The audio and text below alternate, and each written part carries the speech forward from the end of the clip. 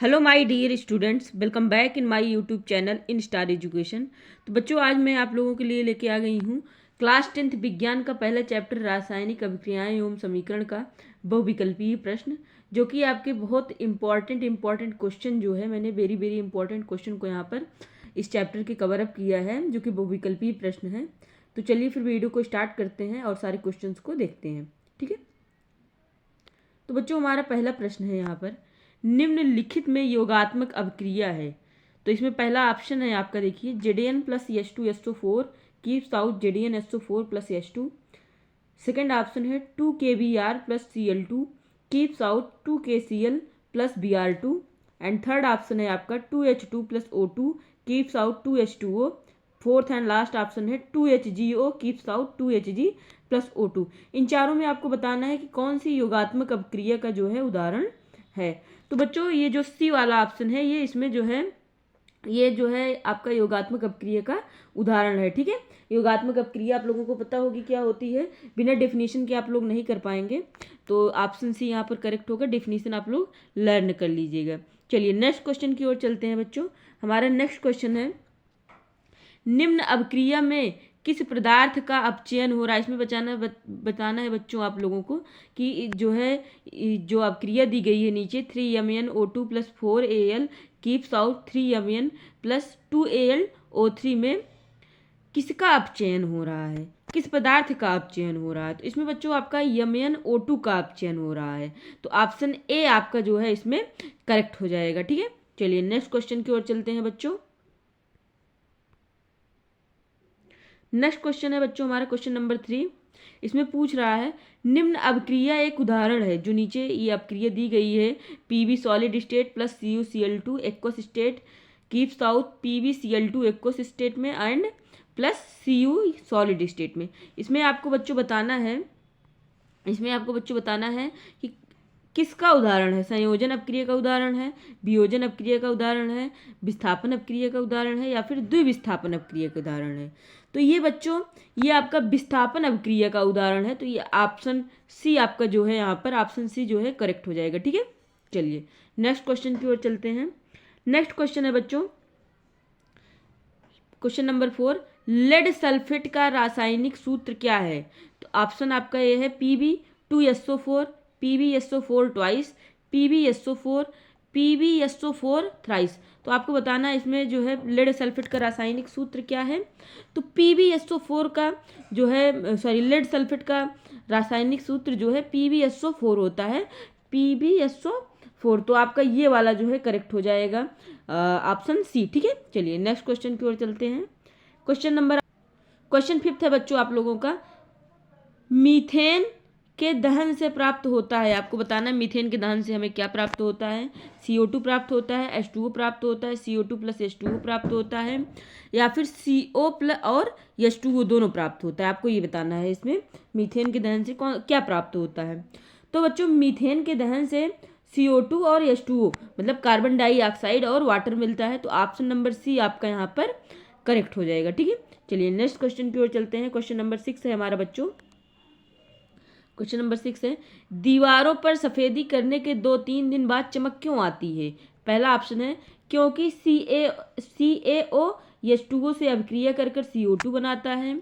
B option है क्योंकि CaOH twice CO2 से अभिक्रिया करके CaCO3 बनाता है।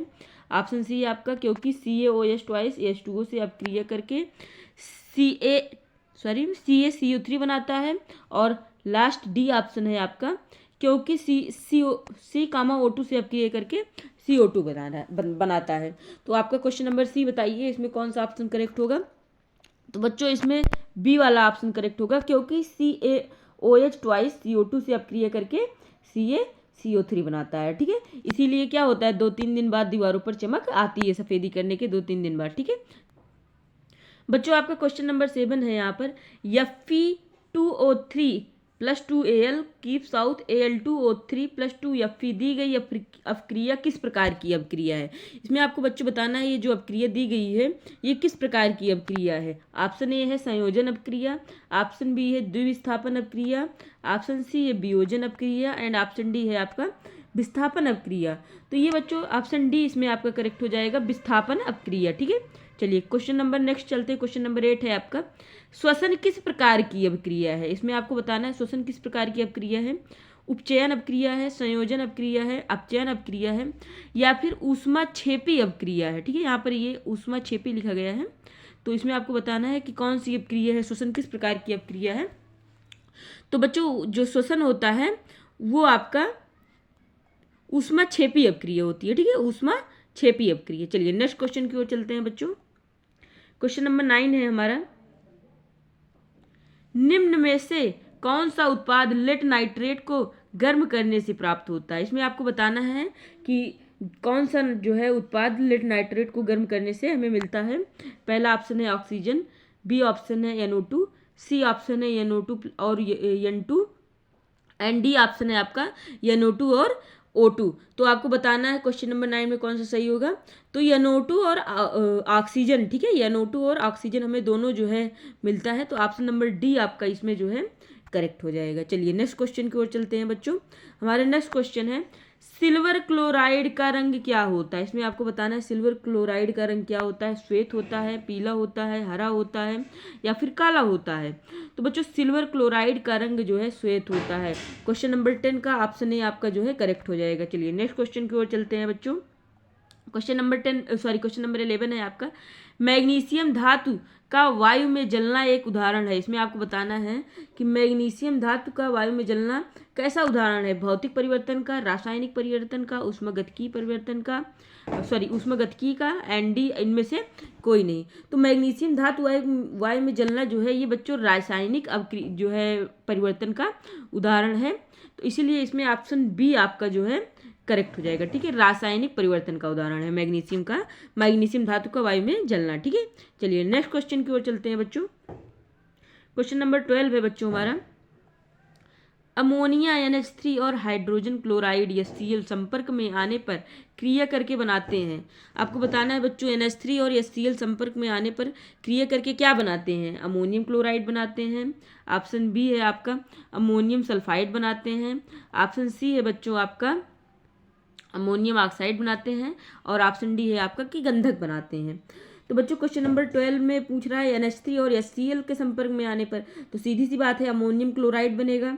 ठीक है, तो क्वेश्चन नंबर 12 का ए वाला ऑप्शन जो है आपका यहाँ पर करेक्ट हो जाएगा, अमोनियम क्लोराइड। ठीक है, चलिए नेक्स्ट क्वेश्चन की ओर चलते हैं बच्चों।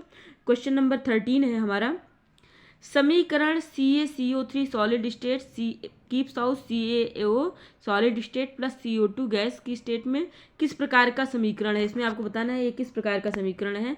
वियोजन है, या फिर संयोजन है, और उभयगामी है, या फिर प्रतिस्थापन है। इसमें आपको बताना है कि किस प्रकार का समीकरण है। तो बच्चों ये आपका वियोजन अपक्रिया है। ठीक है, कौन सा अपक्रिया है, वियोजन समीकरण। ये जो दिया हुआ है ये वियोजन अपक्रिया का जो है समीकरण है, उदाहरण है। तो ये जो है 13 में ए वाला आपका जो है करेक्ट हो जाएगा। चलिए नेक्स्ट क्वेश्चन की बच्चों नेक्स्ट क्वेश्चन नंबर 14 है हमारा।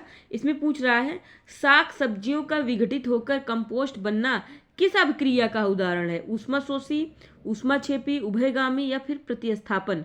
तो इसमें आपका जो है ऑप्शन बी जो है करेक्ट हो जाएगा, ऊष्माक्षेपी। ठीक है,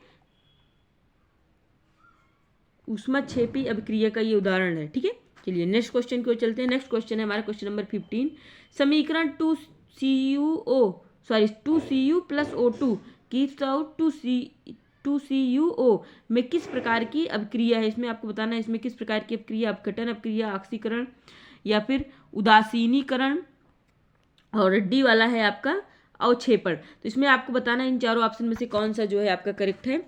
तो बच्चों जो 2Cu plus O2 keeps out 2CuO वाला जो है आपका ये ऑक्सीकरण अपक्रिया का उदाहरण है। ठीक है, कौन सी अपक्रिया का उदाहरण है, ऑक्सीकरण अपक्रिया।